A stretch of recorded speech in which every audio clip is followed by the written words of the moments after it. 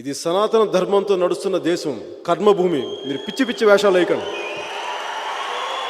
నాశనం అయిపోతారు, నలిగిపోతారు, దిక్కుమొక్కు లేకుండా పారిపోతారు. చెప్తున్నా, ప్రజలను విడగొట్టి ప్రాంతాలుగా విడిపోతే విడిపోండి, అంతేగాని ప్రజలను విడగొట్టి ద్వేషం పెంచే తుచ్చమైన రాజకీయాలను చేస్తే ఒక్కొక్కడికి తాట తీస్తానని చెప్తున్నాను మీకు.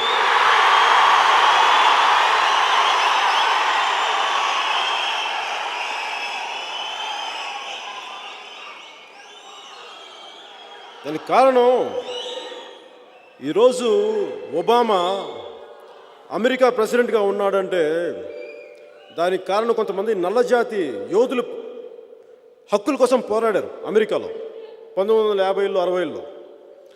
వాళ్ళల్లో ఒక ఆయన మార్టిన్ లూథర్ కింగ్. ఆయన ఇక్కడికి వచ్చారు, ఇండియాకి వచ్చారు. మన పండిట్ నెహ్రూ పిలిస్తే ఆహ్వానం తీసుకుని వచ్చారు ఆయన బాంబేకి. వస్తే ఆయనకి అర్థం కాల. అక్కడ ఆయన ఏంటి, మా దేశంలో మాకు బోళ్ళంత వివక్ష ఉంది, మాకు సరిగ్గా అవట్లేదు, అది ఆయన బాధ. దానికోసం పోరాడారు. కానీ ఆయన ఇక్కడికి వచ్చి బాంబేలో ఒక పక్కనేమో ఎత్తైన ఆకాశ హర్మ్యాలు, ఇంకో పక్కనేమో గుడిసెలు.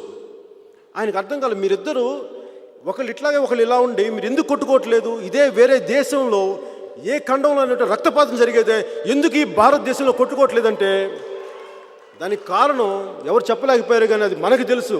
ఇది సనాతన ధర్మం, గొప్ప గొప్ప మహానుభావులు పుట్టిన దేశం, ఊదికొకళ్ళు వాడకొకళ్ళు మహానుభావులు ఉండే దేశం.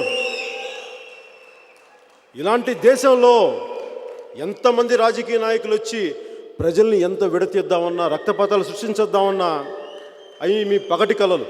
గుర్తుపెట్టుకోండి. ఇంకా ఇలాగే మీరు పిచ్చి పిచ్చిగా ప్రవర్తిస్తే సమూలంగా నాశనం అయిపోతారు కూడా.